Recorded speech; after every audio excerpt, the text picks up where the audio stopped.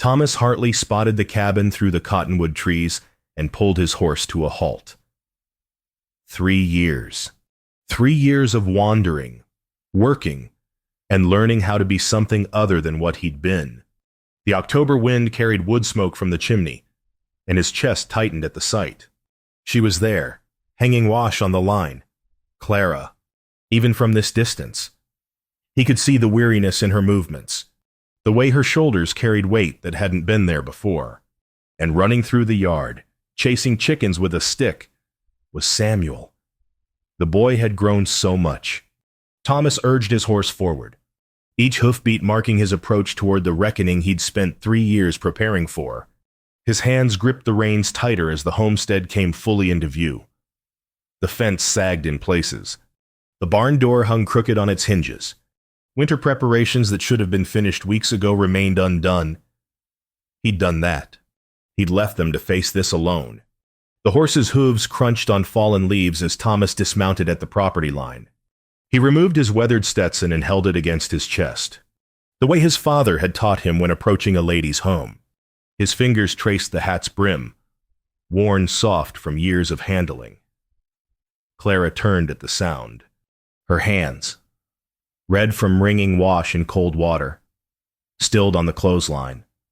For a moment, neither moved. Then recognition flooded her face, followed immediately by something harder. "Samuel," she called, her voice sharp. "Get inside." The boy stopped mid-chase, his curious eyes finding the stranger at the fence. He didn't move. "Now, Samuel." Thomas stepped closer, his boots finding the gap where a fence rail had fallen. "Clara, I only want to don't." She moved between him and the cabin, positioning herself as a barrier. Her calico dress, faded from countless washings with lye soap, rippled in the wind. "Don't you dare speak my name like you've got the right." "I've got no rights. I know that." Thomas stopped at the invisible line her posture drew. "But I'm asking for a chance to help." Clara laughed, though no humor touched her eyes. "Help you want to help." She gestured at the sagging fence, the leaning barn, the winter bearing down on them. "Where was your help 3 years ago when Samuel needed shoes? Where was your help when the fever took half?" "Our livestock." Thomas flinched at each accusation. Every word landed true. Samuel had crept closer, his small face peering around his mother's skirts. The boy's eyes held no fear, only curiosity. He'd been barely 4 when Thomas left. Did he even remember? "Please don't come inside," Clara said, her voice dropping to something quieter, more final. "We don't need your help. Thomas, we never did." She turned, gathering Samuel against her, and walked toward the cabin. The door closed with a sound that echoed across the yard. Through the window glass, Thomas could see the warm glow of a coal oil lamp being lit against the afternoon shadows. Inside, warmth and family. Outside, he stood alone. Thomas remained at the fence until the sun dipped below the mountains. Then he mounted his horse and rode toward town. Hendrick's general store smelled of salt pork and tobacco when Thomas pushed through the door. The bell above jangled his arrival. Inside, Mrs. Patterson stood at the counter, her basket half filled with supplies. She turned at the sound, and her eyes widened in recognition. Thomas Hartley.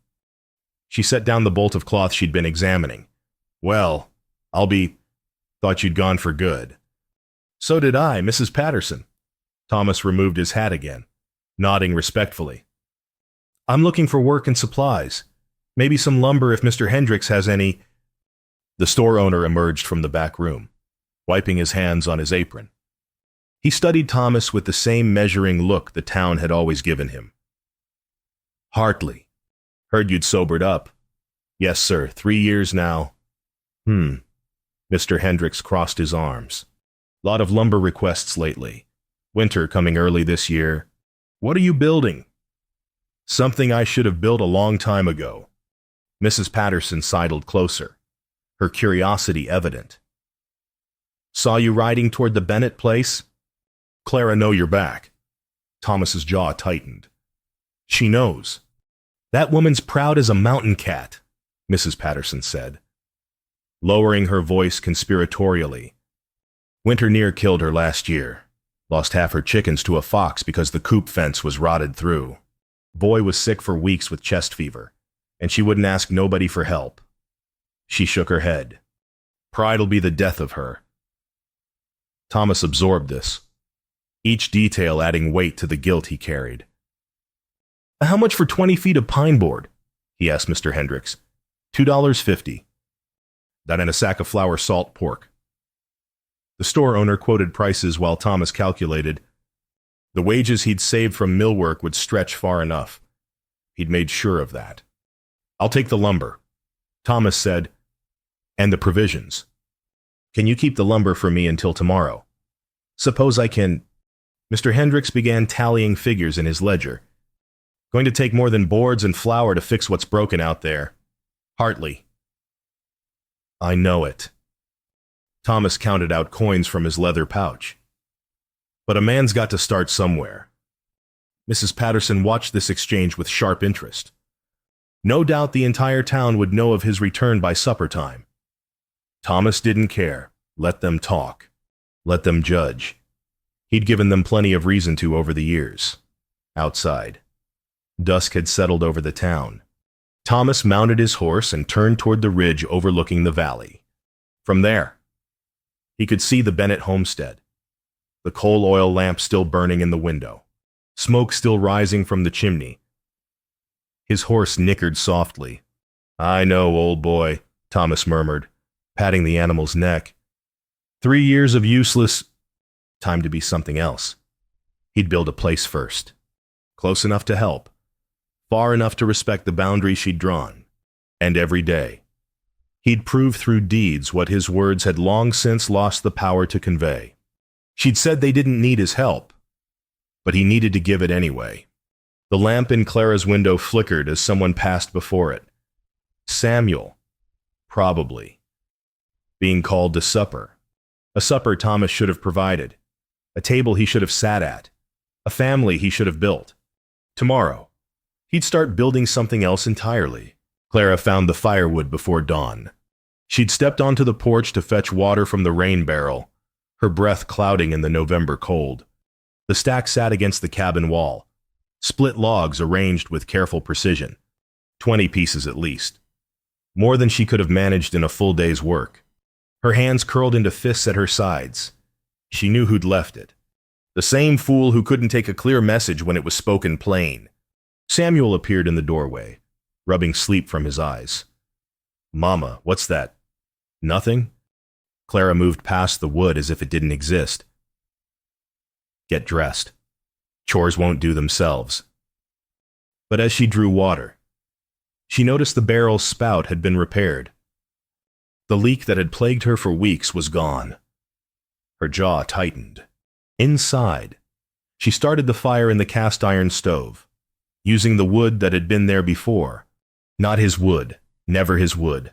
But by the time Samuel had eaten his cornmeal mush, her own pile had dwindled considerably, and the morning showed no signs of warming. Mama, look. Samuel pressed his face against the window glass, pointing toward the chicken coop. Clara crossed the room, her worn boots quiet on the plank floor. There, propped against the coop fence, sat a sack of flour with the Hendricks General Store stamp clearly visible. Where'd that come from? Samuel asked. Clara didn't answer. She marched outside, snatched the sack, and brought it in without ceremony. 20 pounds of flour she desperately needed, but wouldn't have been able to afford until spring. Her stomach twisted with equal parts gratitude and fury. After morning chores, Samuel ran ahead while Clara gathered eggs from the coop. She found him crouched by the woodpile. Something clutched in his small hands. Samuel Bennett, what have you got there? The boy turned, his face lit with wonder. In his palms rested a carved wooden horse. The grain of the pine worked smooth. The mane etched with careful detail. Simple but beautiful. It's a horse. Mama, someone left me a horse. Clara's heart seized. She recognized that craftsmanship. Thomas had always been clever with his hands, even during his worst years. She remembered him carving a bird for her once, back when promises still meant something. Put it down, Samuel. But Mama, now. The boy's face crumpled, but he set the horse on the ground. Clara took his hand and led him away, though she could feel his gaze returning to the gift again and again. 3 days of this silent courtship had Clara's nerves frayed to breaking. Each morning brought another offering, a fence post mended, kindling split fine for easy burning, a jar of honey left on the porch step. Thomas never showed himself during these deliveries, working in darkness like some phantom benefactor. But Clara saw his horse's tracks in the morning frost. She saw his boot prints near the barn. She knew. On the 4th morning, she'd had enough. Samuel, we're going to town. The ride took an hour in the buckboard wagon, the mule moving slow and steady along the rutted path. Samuel sat beside her, the wooden horse hidden in his coat pocket. She'd seen him retrieve it that morning, but chose not to fight that battle yet. Hendrick's General Store bustled with Saturday activity. Clara tied the mule outside and lifted Samuel down from the wagon seat. Inside, the smell of coffee and leather goods mingled with the sharper scent of coal oil from the lanterns. She spotted him immediately. Thomas stood at the counter, his back to her, counting coins from a leather pouch. Mr. Hendricks was wrapping what looked like a buck knife in brown paper. For the boy, Thomas was saying. When he's old enough, something his father should teach him. Thomas Hartley. He turned at her voice, and something flickered across his face. Hope, maybe, or fear. Both had reason to be there. Clara. He removed his hat. That automatic gesture of respect. I didn't expect, stop this. She kept her voice low, aware of Mrs. Patterson's curious presence near the bolts of fabric. Stop leaving things. Stop mending my fences. Stop all of it. Thomas set his hat on the counter. I can't do that. You can, and you will. No. Clara, I can't stop. Not until I've made it right. She laughed, the sound bitter in her throat. Made it right. You think flour and firewood make it right? She stepped closer, years of anger finding voice. You left us. You chose the bottle over your son. You chose wandering over staying. You chose, I chose wrong. His voice remained steady, though pain etched lines around his eyes. Every choice I made was wrong. I know that now, but I'm choosing different. Samuel tugged at Clara's skirt. She looked down to find him holding the wooden horse openly now, his eyes moving between it and Thomas. Did you make this? The boy asked, his voice small but clear. Thomas knelt, bringing himself to Samuel's level. I did. It's real good. Thank you. Son. Son. The word hung in the air like smoke. Clara's hand tightened on Samuel's shoulder. He's not your son, she said. You gave up that right. Thomas rose slowly, his gaze never leaving Samuel's face. I gave up a lot of things, Clara, but I'm here to earn them back, one day at a time.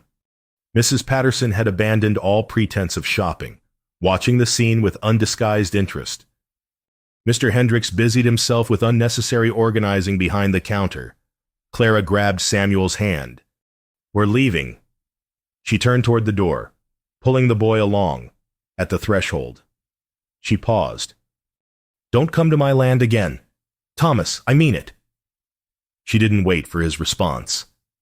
Outside, the November wind cut sharp as she lifted Samuel into the wagon. The wooden horse remained clutched in his fist, and this time she let it stay. The ride home passed in silence, Samuel occasionally stroking the carved mane with his thumb. Clara stared straight ahead, her thoughts churning. Thomas would come again. She knew it as surely as she knew winter was coming. He'd always been stubborn, even in his worst days. And now, sober. That stubbornness had found new purpose. Samuel leaned against her arm, the wooden horse resting on his knee. She didn't take it from him. That choice, small as it was, would cost her dearly. The church smelled of pine and candle wax when Thomas pushed open the heavy oak door. Morning light filtered through the simple windows, casting long rectangles of gold across the worn pews. At the altar, Pastor Williams looked up from his Bible, his spectacles perched low on his nose. Thomas Hartley. The pastor closed the leather-bound book carefully. Mrs. Patterson mentioned you'd returned. Word travels fast in this town. Always has. Pastor Williams gestured to a pew. Sit. You look like a man carrying weight. Thomas settled onto the bench, the wood creaking beneath him. His hands found each other, fingers interlacing as if in prayer, though prayer had never come easy to him. I went to see Clara, he said finally. I gathered as much. The pastor removed his spectacles, polishing them with a cloth from his pocket. How did she receive you? About as well as I deserved. Thomas stared at the simple wooden cross above the altar. She told me to stay away, said they didn't need my help. And yet you're still here. I am. Pastor Williams settled into the pew beside him, the space between them respectful but present. What are you hoping to find? Thomas, forgiveness. Maybe, eventually. Thomas turned his hat in his hands, the brim moving through his fingers in steady rhythm. But first I need to earn it. I was useless to them before. Drunk. Gambling away what little we had. Leaving when things got hard. I need to show her I'm different now. Showing takes time. Are you prepared for that? I've got nothing but time. Pastor. The older man studied him with eyes that had seen decades of confessions. She won't forgive easy. Clara Bennett's got pride enough for 3 women, and you wounded that pride something fierce. I know it. And the boy Samuel, Thomas's hand stilled on his hat. He doesn't remember me. Looks at me like I'm a stranger. His voice roughened. Because I am. 3 years I've been gone. He was barely walking when I left. Children are resilient. They're also quick to love when given half a reason. Pastor Williams leaned forward. The question is, Thomas, are you staying? Truly staying? Because if you're going to open that door and then walk through it again, you'll do more harm than your absence ever did. Thomas met the pastor's gaze. I'm staying. No matter what. Even if she never forgives you. Even then. Pastor Williams nodded slowly. Then you'll need more than good intentions. Forgiveness ain't something you take. Thomas, it's something you earn. One honest day at a time. You ready for that? Yes, sir, I am. The lumberyard sat at the edge of town.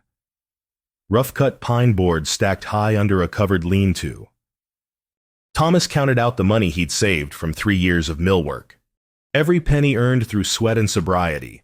Every dollar a step toward this moment. Mr. Hartley. The yard manager squinted at the papers. You're wanting to purchase this plot, the one adjacent to the Bennett homestead. That's right. Odd choice. That land's been sitting empty near 5 years. Nothing but scrub brush and rocks. It'll suit my needs. The manager shrugged and accepted the payment. Legal and done.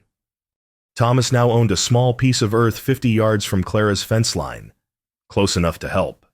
Far enough to respect the boundary she'd drawn. He spent the rest of the day hauling lumber to the site. His muscles, strengthened from years of honest labor, moved with purpose. By nightfall, he'd laid out the foundation markers for a simple cabin. 4 walls, a roof, a place to stay through whatever winter and Clara threw at him. Clara saw him working from her kitchen window. She'd been kneading bread dough. The rhythm of it usually soothing after a long day, but her hands stilled when she spotted the activity on the adjacent plot. Thomas, shirtless despite the cold, driving posts into the half-frozen ground. What's that fool doing now? She muttered. Samuel looked up from the slate where he practiced his letters. What fool? Mama, never you mind. She returned to kneading with more force than necessary. Finish your letters. But her gaze kept drifting to the window. The man worked with a determination she'd never seen in him before. During their marriage, he'd been charming but unreliable, quick with promises, slow with keeping them. The whiskey had stolen whatever steadiness he might have possessed. This Thomas seemed different. Methodical, patient, present. The dough suffered under her fists. By the time the coal oil lamp needed lighting against the gathering dusk, Clara had watched him raise 4 corner posts. The skeleton of something permanent taking shape where nothing had stood before. Samuel joined her at the window. Is he building a house? Looks like it. Why is he building it there? Clara didn't answer. She knew why. The plot gave him clear sight of her homestead. He could watch over them without intruding. Could help when help was needed if she ever let him. Maybe he's building a place to stay. Mama. Samuel's small face turned thoughtful. So he can help when you finally let him. Clara's hand trembled against the flour-dusted counter, out of the mouths of babes. As the good book said, "Time for supper," she said, her voice tighter than she intended. But as she set the Dutch oven on the cast-iron stove, her mind wouldn't quiet. Winter approached with its usual merciless promise. Last year had nearly broken her.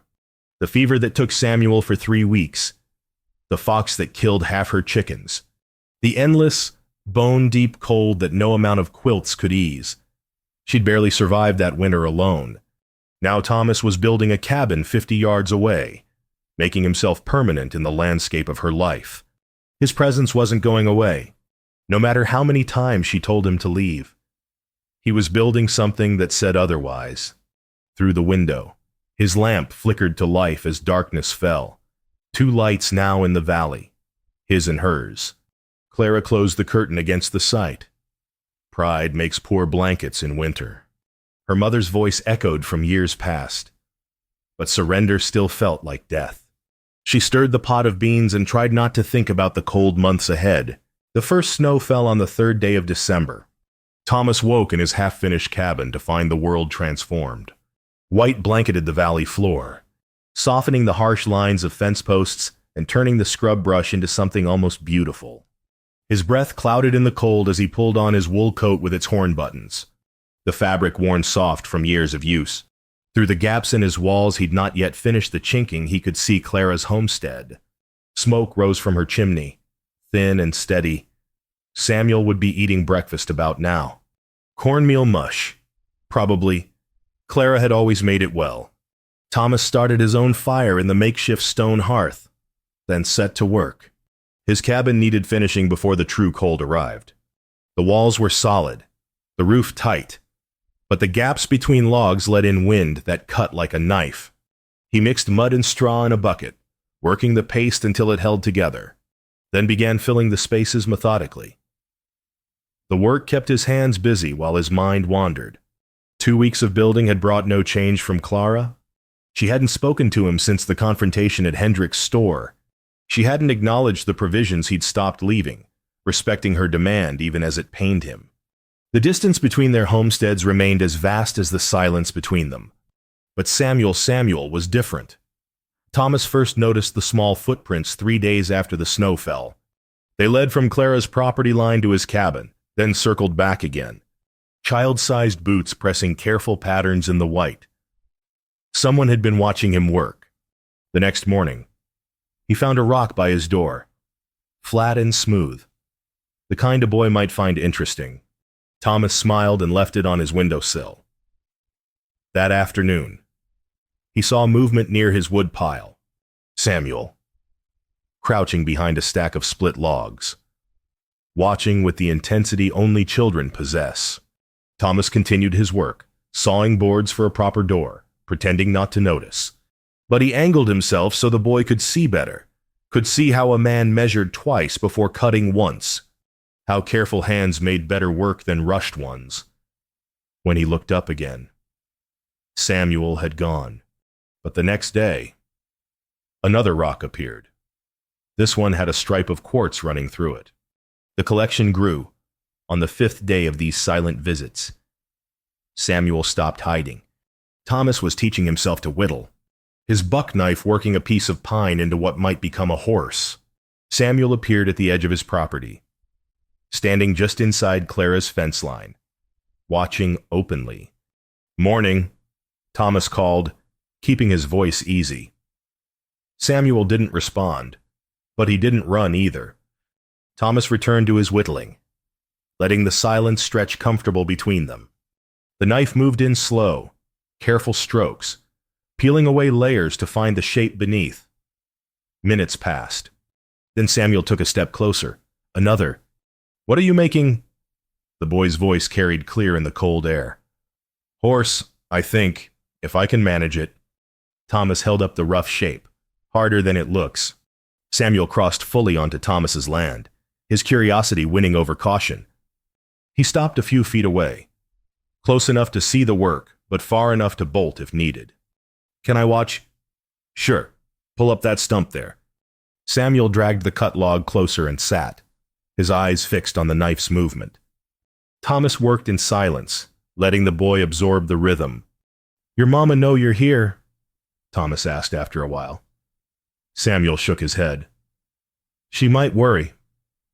She's doing wash. She won't notice for a bit." Thomas considered sending the boy home.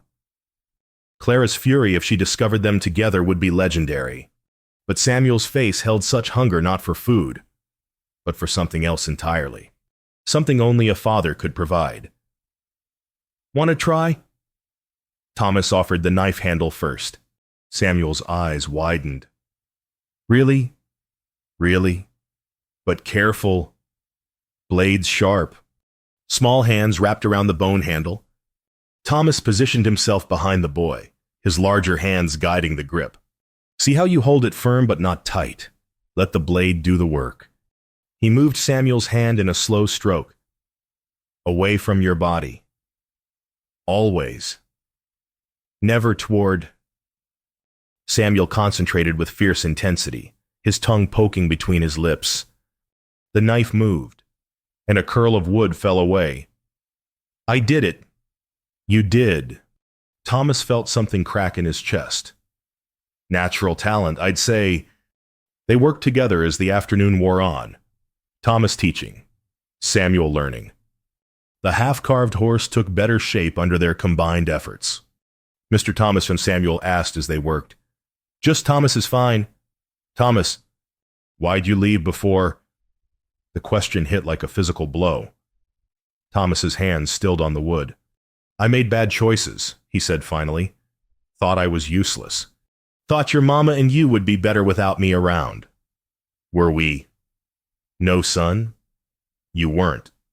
The word slipped out before Thomas could catch it. "Son. I should have stayed. Should have tried harder to be better here, not somewhere else." Samuel considered this with the gravity only children possess. "Mama cries sometimes. At night when she thinks I'm sleeping." Thomas's throat tightened. "I'm sorry for that. More sorry than I can say. Maybe you could make her stop crying." "I'm trying." "Samuel, best I can." The boy nodded, satisfied with this answer. He returned his attention to the carving, his small hands growing more confident with each stroke. They were so absorbed in the work that neither heard the footsteps approaching. Samuel Bennett. Clara's voice cut through the afternoon like a whip crack. Both turned to find her standing at the property line, her face white with fury. Her calico dress was damp from wash water. Her sleeves rolled to her elbows despite the cold. Samuel dropped the knife like it had burned him. Thomas rose slowly, his hands open and empty at his sides. "Get over here," Clara commanded. "Now." Samuel scrambled to his feet, shooting Thomas a look of apology and fear combined. He ran to his mother, who grabbed his arm with force born of terror, not anger. "I told you to stay away from him." Her voice shook. "We were just carving." "Mama, inside. Now." Samuel fled toward their cabin, leaving the half-finished horse on the stump where it had fallen. Clara turned her fury on Thomas. "I told you to stay away from my land. He came to me. Clara, I didn't." Stay away from my son. Thomas stood his ground, something he wouldn't have done 3 years ago. Our son, Clara. He's our son too. The words hung between them, sharp as the winter air. Clara's face contorted with emotions too complex to name. Anger, certainly, but beneath it, Thomas saw fear. The same fear that had driven him away once, the fear of not being enough. You weren't there, she said, her voice dropping to something raw. You don't get to be here now. I'm here anyway. She turned and walked toward her cabin, her shoulders rigid as fence posts. At the door, she paused, and Thomas saw her wipe her eyes quickly before disappearing inside. On the stump, the half-carved horse lay abandoned in the snow, unfinished, like everything else between them. Thomas picked it up, feeling the places where Samuel's hands had gripped the wood. He set it carefully on his windowsill, next to the growing collection of rocks. Some things, he knew, had to be chosen freely or not at all. He returned to his chinking work, filling gaps in his walls while the larger gaps in his life remained wide open. Clara divided the cornmeal mush with practiced hands, measuring Samuel's portion first. She filled his bowl generously, watching the yellow porridge settle thick and nourishing. Then she spooned what remained into her own bowl, mostly water with flecks of meal floating like lost promises. Her stomach had stopped complaining days ago. Hunger, when constant, became merely another companion. Eat up, she told Samuel, setting his bowl before him. Cold day ahead. The boy dug in with the appetite of youth, unaware of his mother's sacrifice. Clara stirred her own portion, letting the heat rise before taking small sips. The warmth helped, even if the substance didn't. Their food stores had dwindled faster than she'd calculated. The summer drought had stunted her garden, leaving her preserves half of what they should have been. The flour Thomas had left the flour she'd sworn not to use sat in the corner like an accusation. Samuel coughed between bites. Clara's spoon paused midway to her mouth. You feeling poorly? Just tickles. He coughed again, a dry sound from deep in his chest. Can I go see Thomas today? No. But Mama. I said no. Her voice came sharper than intended. She softened it. You've got chores here need doing. Chicken coop wants cleaning. Samuel's face fell, but he nodded. The coughing continued as he finished eating, each spasm sending a chill through Clara's blood that had nothing to do with the December cold. That night, she lay awake listening to his breathing, rattled, uneven, the sound of trouble coming. Thomas found the deer tracks at dawn, fresh prints in the snow leading toward the creek bed. He'd been scouting for game, his own supplies adequate, but his mind fixed on the thin woman he'd glimpsed through her window. Clara had always carried her weight well, sturdy and strong. Now her dress hung loose at the shoulders, her cheeks hollow beneath her eyes. She was starving herself to feed their son. The thought drove him through the morning hunt with grim determination.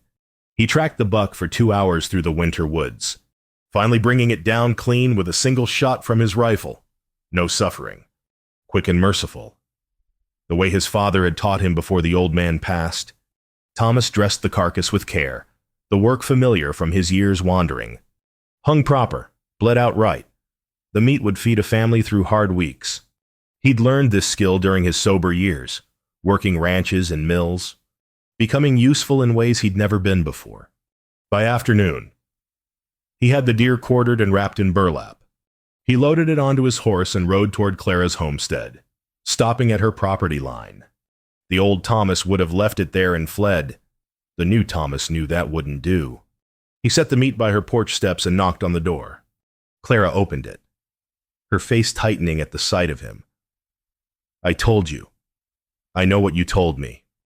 Thomas stepped back, giving her space. But that boy in there is too thin, and you're thinner still. Pride's one thing, Clara. Starving's another. Her eyes dropped to the wrapped meat. He saw her swallow, saw the war playing across her features. It's good venison. He pressed. Clean shot. Dressed proper. Should keep you through the worst of it. From inside. Samuel's cough echoed. Clara's resolve cracked visibly at the sound. Please, Thomas said. If not for yourself, then for him. Without a word. Clara bent and lifted the package. It was heavy, he could tell by how she adjusted her grip. Good. Heavy meant plenty. Thank you, she whispered. The words seemingly torn from her against her will.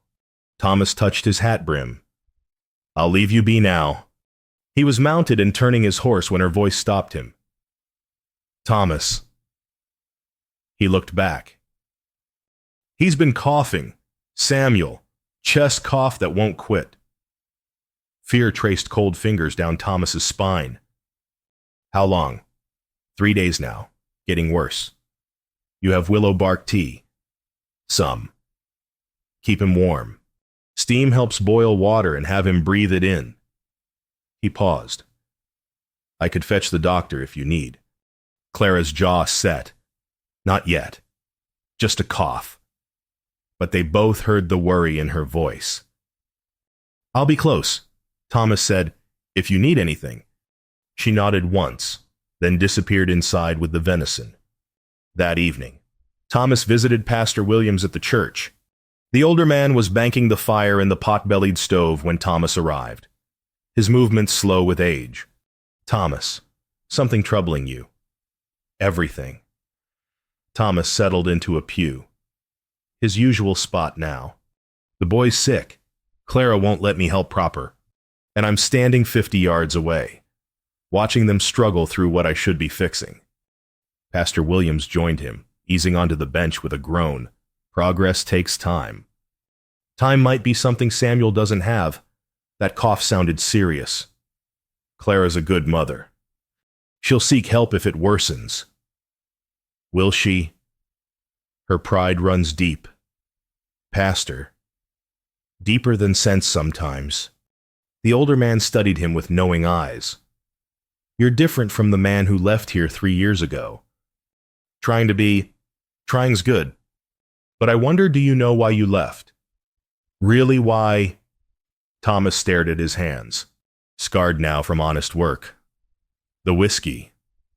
That was the how of it. What was the why? The silence stretched. Thomas let it, feeling the question burrow deep. I was useless, he finally said. Couldn't provide, couldn't stay sober. Every morning I woke up and saw Clara's face, saw the disappointment there. I figured they'd be better without me. Figured useless men shouldn't burden good women. And now I know running was the useless part, not the staying. Pastor Williams nodded slowly. Usefulness ain't about perfection, Thomas. It's about showing up. You're showing up now. Every day. You're showing up. What if she never lets me in? Then you'll have shown up anyway. Sometimes that's all a man can do. He placed a weathered hand on Thomas's shoulder.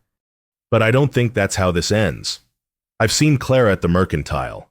She's watching you work. Talking to Mrs. Patterson about the cabin you're building. She's not as closed as she pretends. Thomas felt something loosen in his chest. She used the venison. That's a start. Samuel came to see me before she caught us. We were whittling together. And he asked why I left. Asked if I could make his mama stop crying. Pastor Williams was quiet for a long moment. What did you tell him? That I was trying. Best I could. Then keep trying. One honest day at a time. The pastor rose, his joints creaking. Now go home. Keep watch on that cabin of hers. If that boy's cough worsens, Clara will need help whether she wants it or not.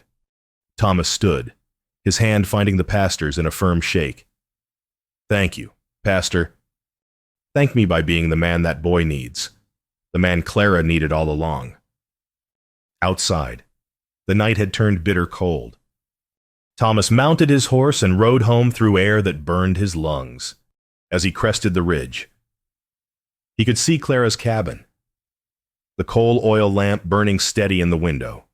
Then, even from this distance, he heard it. Samuel's cough, carrying clear across the frozen valley. Deeper now, more insistent. Thomas settled into his own cabin, building his fire high, keeping his eyes on that distant light. Ready, waiting. Whatever came next, he would be there, one honest day at a time. Samuel's fever began on the second night. Clara had bundled him in every quilt she owned, layers of pieced fabric stitched from worn clothing and flour sacks. He lay on the rope bed, his small body burning despite the cold that seeped through the cabin walls. "Mama," he murmured, his voice thin. "I'm cold." "I know, baby." Clara wrung another cloth in cool water, pressing it to his forehead. "This will help." The willow bark tea sat cooling on the washstand, already administered but showing no effect. His cough had deepened into something that rattled his entire frame, each spasm leaving him weaker than the last. Clara worked through the night, keeping the cast iron stove fed, boiling water for steam, changing compresses. Her own exhaustion meant nothing. Her hunger meant less. Only Samuel mattered. By morning, his fever had climbed higher still. The second day brought delirium. Samuel's eyes, usually bright with curiosity, had gone glassy and unfocused. He called out for things that weren't there, his small hands grasping at empty air. "Papa," he whimpered. "Where's Papa?" Clara's heart seized. Even in his fever dreams, the boy called for the father he barely remembered. "Shh, baby. Rest now. Papa's building a house." Samuel's head tossed on the pillow. "He's gonna stay this time. He promised." Had Thomas promised, Clara didn't know. She knew only that her son burned with fever, and her remedies weren't working. The cough had turned wet now, rattling with fluid. Chest fever, the kind that took children in winter, leaving graves too small for the grief they contained. She looked out the window at the world transformed to white fury. The blizzard had arrived in the night, snow driving horizontal past the glass. Drifts already climbed halfway up her door. The trail to town would be impassable. The miles to Dr. Morrison's office a death sentence for anyone foolish enough to attempt it. They were trapped. Samuel coughed again, the sound tearing from his small chest like something breaking. When he pulled his hand from his mouth, Clara saw pink-tinged mucus. Blood. Her legs gave way, and she sank to the floor beside his bed, her hand finding his burning forehead. "Please," she whispered to whatever god might be listening. "Not him. Take whatever you want from me. But not him." Samuel's eyes opened, focusing for a brief, clear moment. "Mama, I don't feel good." "I know, baby, I know." His eyes drifted closed again, and the delirium reclaimed him. Clara sat there as darkness gathered, listening to her son's labored breathing, watching the blizzard rage outside, and knowing that her pride had brought them to this moment. She'd refused help at every turn, refused Thomas, refused the town's offers, refused to admit she couldn't survive this frontier alone. And now Samuel might pay for her stubbornness. The coal oil lamp burned low, its flame flickering. She'd need to refill it soon or sit in darkness. But moving meant leaving Samuel's side, and she couldn't bear that. Not now. Outside, through the swirling snow, she could see Thomas's cabin light, steady as always, a beacon in the storm. He was there, 50 yards away, ready to help if she'd only let him. Clara pressed her forehead against Samuel's burning skin and wept. The clock on the wall, one of the few things she'd kept from her mother, ticked past 9, when Samuel's breathing changed. It became shallow, rapid. His small chest heaved with effort, each breath costing more than the last. Clara stood, her decision made in the space between one heartbeat and the next. She wrapped Samuel in quilts until he resembled a bundle more than a boy. His fever-hot skin burned through the fabric as she lifted him, his weight both too light and impossibly heavy. Her coat hung by the door. She grabbed it one-handed, struggled into it while balancing her son. Her bonnet came next, tied under her chin with numb fingers. The door resisted when she pushed. Snow piled against it from outside. Clara put her shoulder into the wood and shoved. Cold rushed in like a living thing, stealing her breath, finding every gap in her clothing. But she was committed now. No going back. The first steps into the blizzard nearly knocked her down. Wind shrieked across the valley, driving snow into her face, stealing her sense of direction. She could barely see 3 feet ahead. Thomas's light. She fixed on it through the white chaos. That steady glow became her North Star, the only thing keeping her oriented. Clara pushed forward, each step a battle. Snow had drifted thigh-high in places, and she floundered through it, holding Samuel tight against her chest. The cold bit at her exposed face, turning tears to ice on her cheeks. "Hold on, baby." She gasped. "Almost there. Help is coming." Samuel didn't respond. His breathing had gone quieter, and that frightened her more than anything. The 50 yards felt like 50 miles. Her lungs burned from the frigid air. Her arms screamed from carrying Samuel's weight.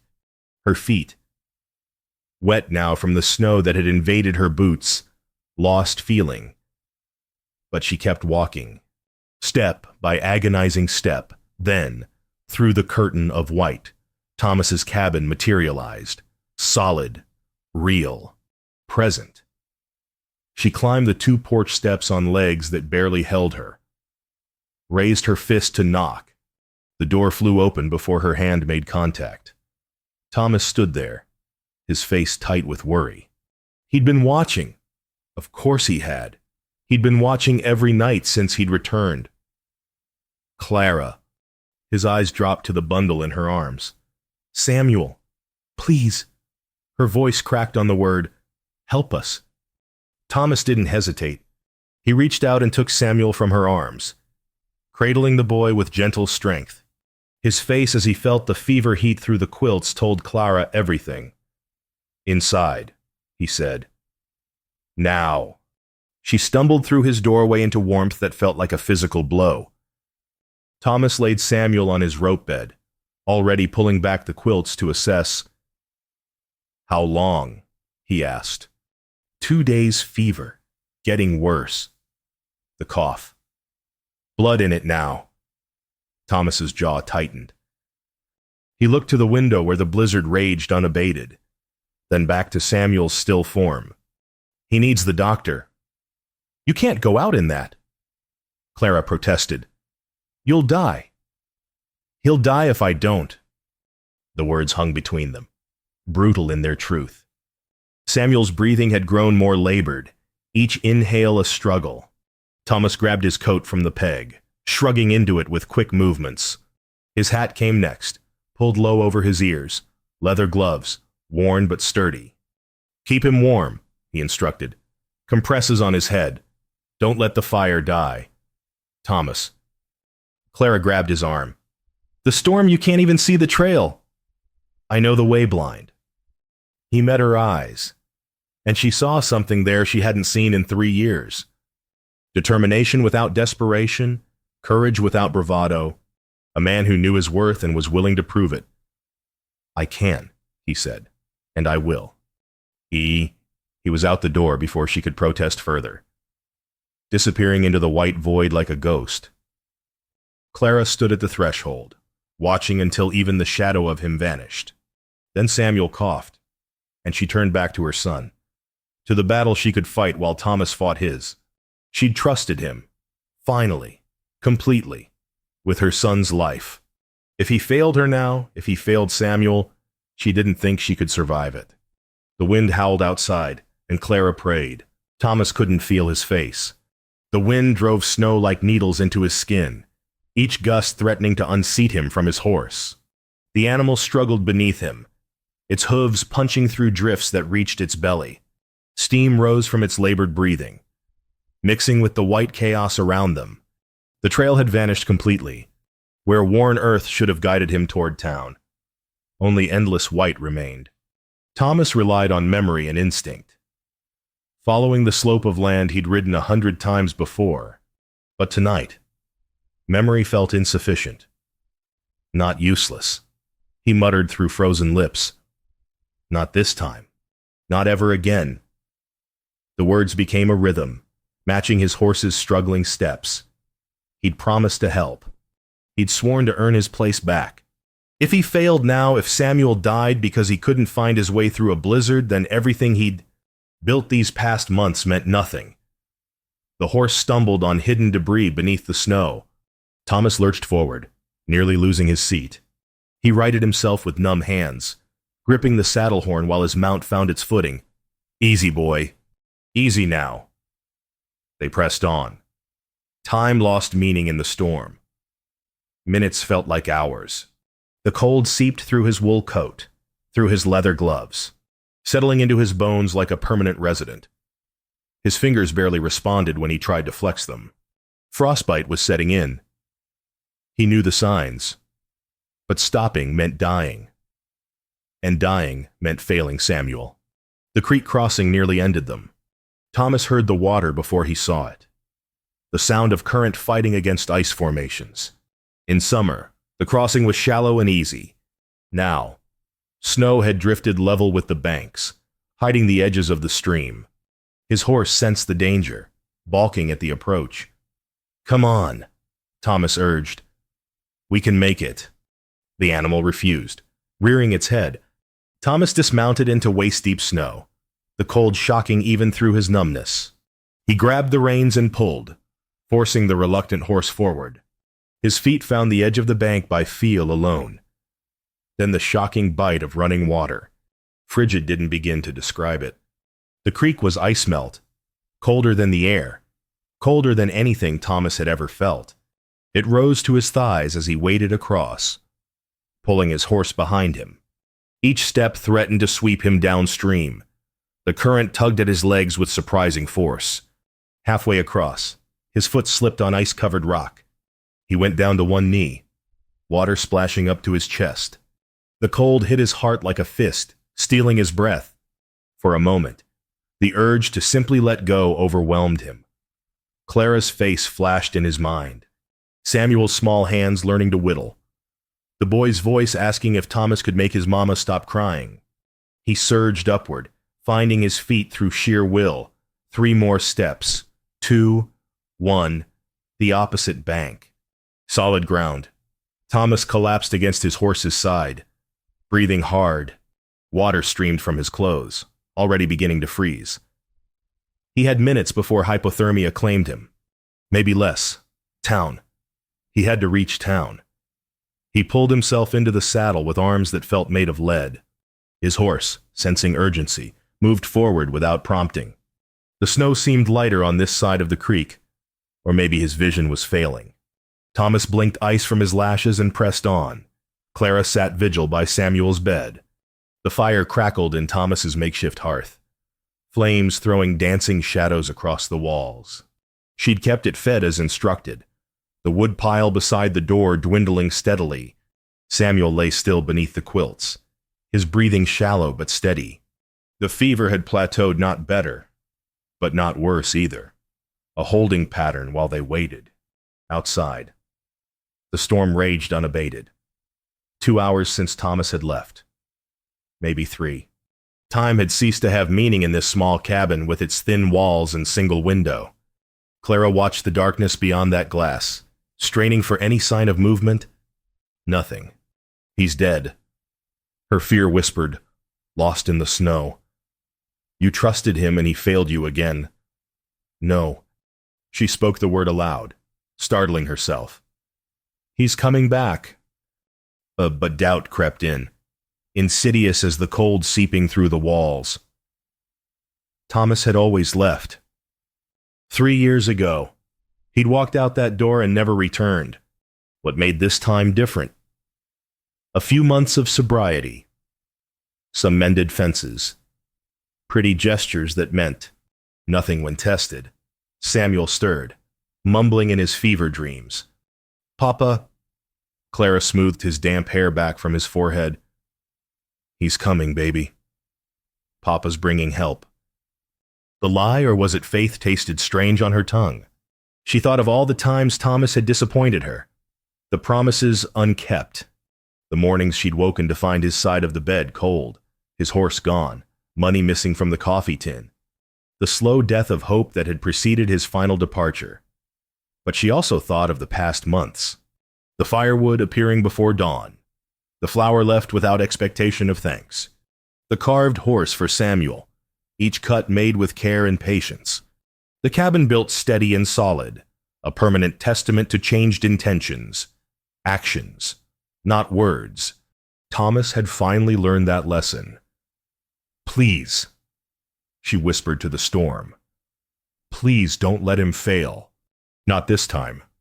Samuel coughed, weaker now, and Clara resumed her compresses. Pushing doubt aside through the rhythm of service, light. Thomas saw it through the snow, a warm glow piercing the white chaos. The town. He'd found the town. Or the town had found him. His horse needed no urging now, moving toward shelter with the last of its strength.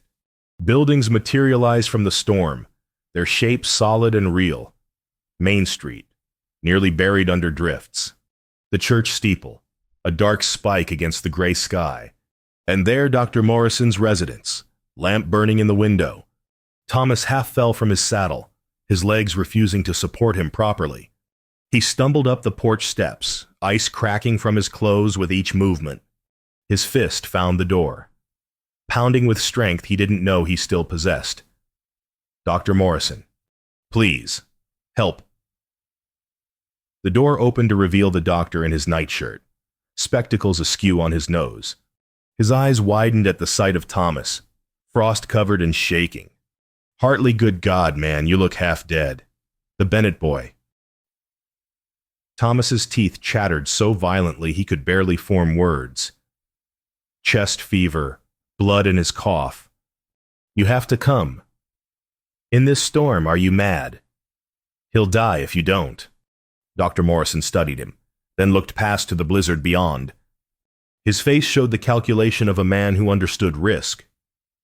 "Come inside. Warm yourself while I dress. No time.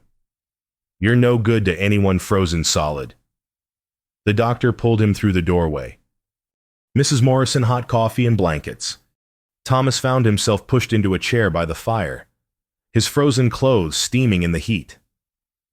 Mrs. Morrison appeared with a thick quilt, wrapping it around his shoulders without ceremony. Hot coffee was pressed into his hands. "Drink," she commanded. He obeyed, the liquid burning his throat but spreading warmth through his core. Life returned to his extremities in painful pins and needles. Dr. Morrison emerged from the back room, dressed in heavy wool, his medical bag in hand. "Tell me about the boy's condition." Thomas relayed everything as the doctor listened, his expression grave. When Thomas finished, Dr. Morrison nodded. "Sounds like pneumonia. Serious, but treatable if we hurry." He met Thomas's eyes. "Can you ride back?" "I can." "Your clothes are soaked. You'll freeze again." "I can," Thomas repeated, and his voice held something it hadn't in years. Certainty. Purpose. Dr. Morrison clapped him on the shoulder. "Then we ride, Mrs. Morrison. Fresh horses from the livery. Tell Jenkins it's an emergency." Within minutes, they were mounted on fresh animals, stronger and rested. The storm had lessened slightly, still dangerous, but no longer the white fury of before. "Follow me," Thomas called over the wind. "I know the way." He led them into the darkness, toward the valley, toward his son, toward the woman who'd finally trusted him enough to ask for help. And this time, Thomas knew with absolute certainty he would not fail them. The miles passed beneath steady hooves. Thomas's frozen clothes stiffened in the cold, but he barely noticed. His focus had narrowed to a single point, the cabin light. Clara's vigil. Samuel's labored breathing. They crested the ridge as dawn began to gray the eastern sky, and there, through the settling snow, Thomas saw it, his cabin, windows glowing with firelight. Inside, Clara waited. Samuel fought. "There!" He pointed. That's it! Dr. Morrison urged his horse faster.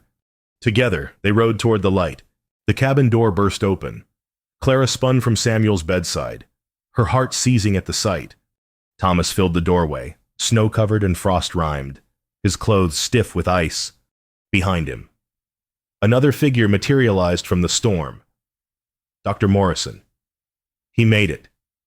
Clara breathed. Dear God, he made it. The doctor pushed past Thomas, already shedding his coat as he moved toward the bed. How long has he been fevered? 3 days now, worse since yesterday. Clara stepped back, making room. There's blood when he coughs. Dr. Morrison opened his leather medical bag, instruments gleaming in the lamplight. His hands moved with practiced efficiency, pulling back Samuel's quilts, pressing his ear to the boy's chest. The room fell silent except for Samuel's labored breathing. Thomas remained by the door, water pooling beneath him as snow melted from his clothes. His eyes fixed on his son, on the doctor's grim expression, on Clara's terrified face. Pneumonia, Dr. Morrison announced finally. Left lung primarily, but we've caught it before it spread further. Will he? Clara couldn't finish the question. He's strong. And young? The doctor pulled a brown bottle from his bag. This medicine will help clear the fluid, but the fever needs breaking first. He gave instructions, rapidly steam treatments, compresses, measured doses of the bitter medicine. Clara absorbed every word, her fear channeling into action. Thomas stripped off his frozen coat and began boiling water without being asked. They worked through the remaining night hours as a unit. Dr. Morrison administered medicine that made Samuel cough violently, expelling fluid that had been drowning him from within. Clara maintained compresses. Thomas kept the fire blazing, the cabin warm as a cocoon against the winter's assault. Dawn painted the eastern sky in shades of rose and gold when Samuel's fever finally broke. The boy's eyes fluttered open, clearer than they'd been in days. Mama. Clara collapsed beside the bed, tears streaming freely. I'm here. Baby. I'm right here. Thirsty. Thomas brought water, his hand steady as he held the cup to Samuel's lips. The boy drank deeply. Then his gaze found Thomas. You came back, Samuel whispered. I did. Son. Told you I would. Dr. Morrison packed his instruments, satisfaction evident in his weathered features. He'll need rest, a week at least, probably 2. Broth and tea, light foods. But he'll recover fully. Clara looked up at the doctor, gratitude overwhelming her. Thank you. I don't know how we'll repay. Thank the man who rode through a blizzard to fetch me. Dr. Morrison nodded toward Thomas. Never seen anything like it. Ice on his horse, frost on his clothes, half frozen himself. Could have died a dozen times over. Clara's gaze found Thomas. He stood by the fire. His clothes finally dry, but his expression guarded. As if he expected her to send him away again. Even now. I'll leave the medicine, Dr. Morrison continued. Instructions are simple. Mrs. Patterson will check on you tomorrow if the storm's passed. He gathered his coat. I'll need to rest my horse before the return trip. Mind if I use your barn? Hartley. Of course not. I'll help you get settled. The 2 men departed, leaving Clara alone with Samuel. The boy had drifted into natural sleep, his breathing even and clear. She pressed her hand to his forehead, warm but not burning. The fever had broken true. Thomas spent the day recovering. He'd tended Dr. Morrison's horse, then his own, grateful the animals had survived the ordeal. His body ached in ways he'd never experienced, muscles protesting every movement. His fingers and toes burned with the aftermath of near frostbite. But he was alive. Samuel was alive. Clara had asked for help. That evening, after the doctor had departed for town in the gentler snowfall, Thomas returned to his cabin to find Clara waiting on his porch.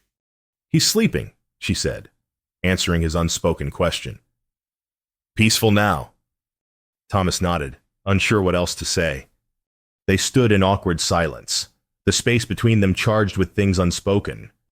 You should come inside, Clara finally said. Watch over him with me, in case he wakes.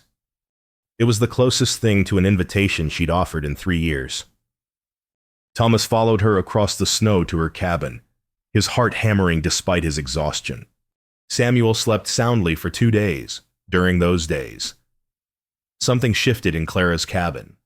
Thomas stayed close, tending the fire, cooking meals from the venison he'd provided, reading to Samuel when the boy woke briefly. His presence filled spaces that had been empty too long. Clara watched him with cautious eyes. She saw how he anticipated needs before they arose, how he moved through domestic tasks with surprising competence, how he spoke to Samuel with gentle patience, never forcing, always offering. This was not the man who'd left. On the 3rd evening, Samuel sleeping peacefully in his bed, Clara and Thomas sat before the fire.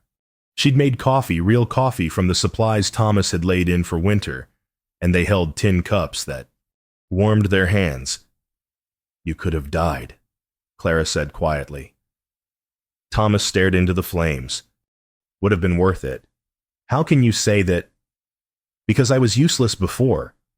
Every day I woke up, I knew I was failing you, failing Samuel.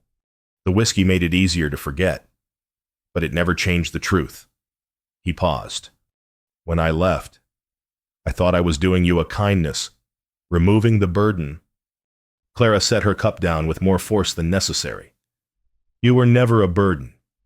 Thomas, you were my husband, Samuel's father. I wasn't much of either. No, you weren't.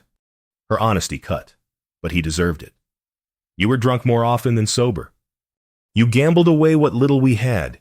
You made promises you couldn't keep. She turned to face him fully. But you were here and then you weren't. I know. Do you know what it's like to wake up alone? Not knowing if your husband is dead in a ditch or drunk in some saloon. To explain to your son why Papa's not coming home. Her voice cracked. I waited, Thomas, for months. I waited. Then I stopped waiting and started surviving. Thomas absorbed her words like blows. Each one deserved. I was a coward, he said finally. Told myself I was useless, that leaving was mercy. But it was cowardice, pure and simple. I ran from my failures instead of facing them. Clara was quiet for a long moment. The fire crackled between them. What changed? She asked. I stopped running. Found work at a mill in Montana. Hard labor. Honest pay. The foreman was a sober man, hadn't touched a drop in 15 years. He saw something in me worth saving. I suppose. Taught me that usefulness ain't about perfection. It's about showing up. Thomas's hands tightened on his cup. So I showed up. Every day. Stayed sober. Learned skills, saved money, and every night, I thought about you and Samuel, about what kind of man I needed to become to deserve a second chance. 3 years is a long time. Not long enough. I needed to prove I could stay changed, not just talk about it. He met her eyes. I'm still proving it. Every day. Clara studied him in the firelight. The man before her bore scars from his journey, physical and otherwise. His hands were calloused from honest work. His face had lost the bloat of drinking, revealing the strong bones beneath. But more than that, his eyes had changed. Steady now. Present. No longer running from what they saw. I wanted you, she said. The words pulled from somewhere deep. I always wanted you. Thomas. I just couldn't survive wanting you and you not being there. I'm here now. I see that. Another silence. But this one felt different, less charged with anger, more weighted with possibility. Samuel needs his father, Clara continued. These past months, watching him seek you out, learning from you. He needs what only you can give him. When you, what do you need? The question hung between them like smoke from the fire. Clara set down her cup and rose. She moved to the window where she'd spent so many nights watching Thomas's cabin light, her back to him. She spoke carefully. I need to trust again, and trusting you feels like the most dangerous thing I've ever done. Thomas rose too, approaching slowly, giving her time to retreat if she chose. I can't promise I won't fail, he said.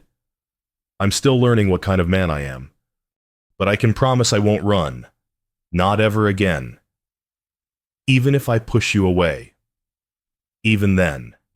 Clara turned from the window. Tears tracked down her cheeks, but her voice remained steady. The door's not locked, Thomas. It hasn't been for weeks. He looked at the cabin door, then back at her, understanding the deeper meaning. I need to hear you say it. Clara, plain and clear. Stay. Not in your cabin 50 yards away. Here. With us, with your family. Thomas crossed to the door. He opened it, stepped outside into the cold night, then stepped back in. A deliberate choice. Crossing the threshold not as intruder but as invited. I'm here, he said. I'm staying. Clara moved toward him then, closing the distance that had kept them apart. She didn't fall into his arms that would come later. Perhaps.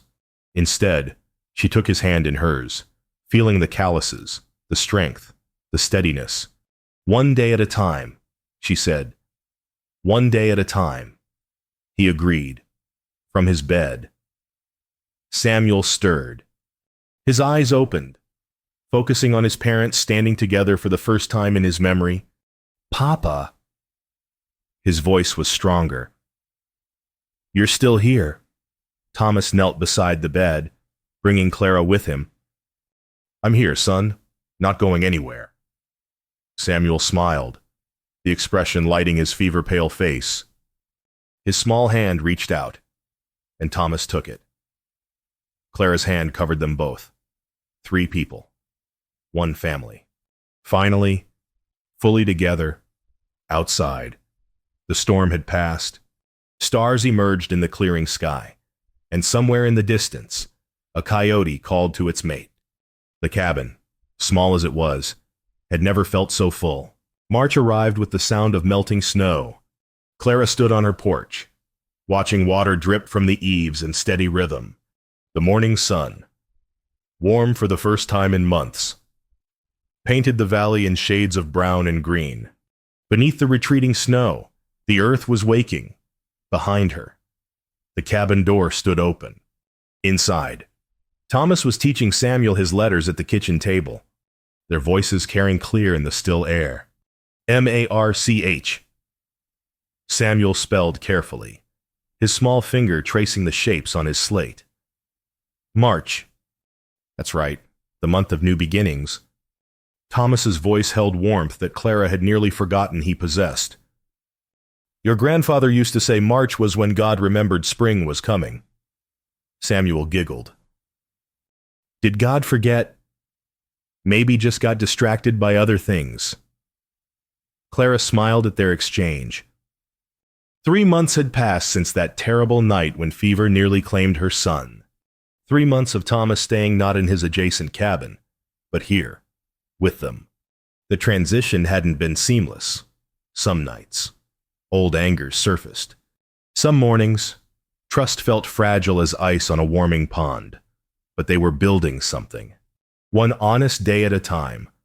Mama, Samuel called. Thomas says we can look for the first crocus today. Can we? Clara stepped inside, the warmth of the cast iron stove greeting her. After you finish your letters. Samuel bent to his slate with renewed determination. Thomas caught Clara's eye and winked, a gesture so ordinary, yet so precious she felt her throat tighten. This was what she'd mourned for 3 years. The church looked different in spring light. Clara adjusted her bonnet as they approached, Samuel running ahead through patches of remaining snow. Thomas walked beside her, his hand finding hers with the ease of long practice. The gesture still surprised her sometimes how naturally their rhythms had aligned. Mrs. Patterson spotted them from the church steps, her face breaking into knowing satisfaction. Well, well, the Hartley family arrives together. Clara felt heat rise in her cheeks. The town had been watching their reconciliation with undisguised interest. Some approved. Others whispered about propriety and past failures. Clara found she cared less about their opinions than she once had. Mrs. Patterson. Thomas tipped his hat. Fine morning. It is indeed. Pastor Williams has been asking after you both. Something about making things official. I believe. Thomas squeezed Clara's hand. We've discussed it, and Mrs. Patterson's curiosity was barely contained. And some things are private, Mrs. Patterson. Clara said with a smile that softened the words. The older woman laughed. Fair enough. But I'd wager we'll be celebrating soon enough. Inside the church, familiar faces nodded their greetings. Mr. Hendricks from the general store. Dr. Morrison and his wife. Even Pastor Williams, his spectacles glinting as he stepped forward with extended hand. Thomas, Clara, young Samuel. His grip was firm. Good to see you together. Good to be together, Pastor. Thomas replied. The service passed in comfortable ritual. Samuel sat between them, his small body warm against Clara's side. Thomas's arm rested along the pew back behind her. Not quite touching, but present nonetheless, when Pastor Williams spoke of redemption and second chances. Clara felt Thomas's breath catch. Her hand found his knee beneath her skirts, squeezing gently. His fingers covered hers. Afterward, the congregation gathered for Sunday dinner in the churchyard. Women spread cloths over tables while men carried chairs. Samuel ran off with other children, his laughter ringing clear as church bells. He's recovered well, Dr. Morrison observed, joining them with a plate of Mrs. Patterson's fried chicken. Wouldn't know he'd been so ill. Thanks to you, Clara said. And to the fool who rode through a blizzard. The doctor clapped Thomas's shoulder. Still marvel at that, Hartley. Never seen such determination. Thomas shook his head. Just did what any father would. Any father. The words hung in the air, weighted with significance. Clara watched Thomas accept them, accept the role he'd abandoned and reclaimed. Mrs. Patterson approached with purpose. Clara, we're organizing the spring planting committee. Could use your help. For 3 years, Clara had declined such invitations. Her pride had kept her isolated, struggling alone. Now she looked at Thomas, saw his encouraging nod. I'd be honored. Mrs. Patterson. The older woman beamed. Excellent. And Thomas. The men are discussing the new schoolhouse plans. Your carpentry skills would be valuable. I'll join them, Thomas agreed. As Mrs. Patterson bustled away, Clara marveled at how easily they'd been absorbed back into community life, not as the tragic widow and her wayward husband, but as a family rebuilding. The town, it seemed, believed in second chances too. The afternoon found them walking the property line. Samuel running ahead with his carved wooden horse, the one Thomas had finally finished during those long recovery days. Look, Papa, the boy called. I found it. Clara and Thomas quickened their steps. There, beside the fence post Thomas had mended in those first autumn weeks. A single purple crocus pushed through the melting snow. Its petals caught the sunlight, vibrant against the white. The first one. Samuel breathed with reverent wonder. Spring's really coming. Thomas knelt beside his son, examining the flower with equal gravity. Your grandmother, my mother, used to say that crocuses were brave. First ones to push through when winter still holds tight. Like us? Samuel asked. Thomas looked at Clara, then back at the boy. Just like us. Clara joined them on the ground, her calico dress spreading on the damp earth. 3 faces bent toward that small purple bloom, finding in its simple courage a mirror for their own journey. Can I pick it? Samuel asked. Best let it grow, Thomas suggested. More will come if we give them room. Samuel nodded sagely. Accepting this wisdom, He ran off again, the carved horse galloping through imaginary fields. Alone for a moment, Thomas reached into his coat pocket. "I've been carrying something, waiting for the right time." He produced a simple gold band, worn thin from years. Clara recognized it immediately, her wedding ring, the one she'd removed when Hope died. "Where did you find that, your jewelry box? The one that was your mother's?" He turned the ring in his fingers. "I know what this meant when you took it off. I know what it would mean if you put it back on." Clara stared at the ring, memories flooding. Their wedding day, young and hopeful. The years that followed, hope eroding. The morning she'd finally removed it, setting it aside like a dream abandoned.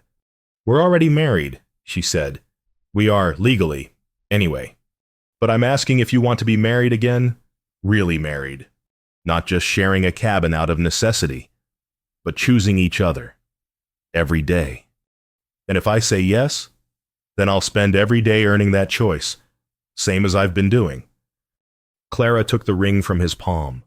The gold felt warm, alive. She thought of the past 3 months, Thomas rising early to feed the stove, teaching Samuel his letters, mending fences both literal and metaphorical, the way he looked at her now, with eyes that saw and stayed. She slipped the ring onto her finger. It fit perfectly, as if it had been waiting. "Yes," she said simply. Thomas let out a breath he seemed to have been holding for 3 years. His hand cupped her face, rough with calluses but infinitely gentle. "Thank you," he whispered. "For what?" "For being brave, like the crocus. For pushing through when I gave you every reason not to." Clara covered his hand with hers. "We pushed through together. Papa, Mama." Samuel's voice carried across the yard. "Come see more flowers." They rose, hands clasped, and walked toward their son. The afternoon sun warmed their backs as they crossed the threshold of their land that held Thomas's cabin, now empty and waiting for whatever future purpose they'd find for it. Storage, perhaps, or a workshop where father and son could build things together, at the fence line. Samuel had found not 1 but 3 more crocuses, their purple heads nodding in the gentle breeze. "Spring's definitely coming," the boy announced with authority. Clara looked at her son, healthy and whole, at her husband, changed and choosing to stay, at the cabin behind them, door standing wide open to the warming air. "It's already here," she said. Thomas wrapped his arm around her shoulders. Samuel leaned against them both, the carved horse resting in his hands complete, as they were, above them. A meadowlark sang from the fence post, welcoming the season. Below, more green shoots pushed toward sunlight. And in the cabin, coffee waited on the cast iron stove, tin cups set out for 3. The door that had once closed against him now stood permanently open. The family that had been broken was mended stronger, and the man who'd believed himself useless had proven, one honest day at a time, that he was exactly what they'd needed all along. "Let's go home," Thomas said, and together, they did.